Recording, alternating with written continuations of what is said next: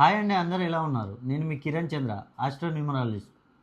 శని ప్రభావంతో ఉన్న రాశులు కనుక తీసుకున్నట్లయితే ఇక్కడ మనకి కుంభరాశి, మీనరాశి, మేషరాశి ఈ 3 రాశుల వారికి ఏలినాటి శని అనేది నడుస్తుంది.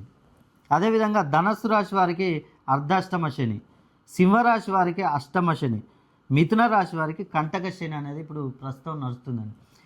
ఈ మిథున రాశి వారిని కనుక చూసుకున్నట్లయితే వీరికి కంటక శని అనేది నడుస్తుంది. కానీ వీరికి గురుడు ద్వితీయ స్థానంలో ఉండడం వల్ల వీరికి కొంచెం ఉపశమనం అనేది కలగనుంది.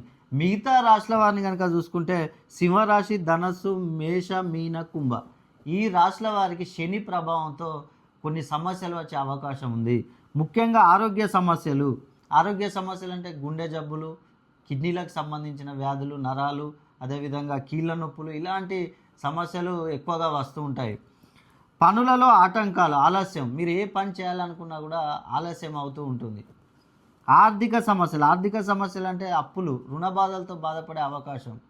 మీరు డబ్బు ఎంత సంపాదించినా కూడా నిలవదు, ఖర్చు అయిపోతూ ఉంటుంది.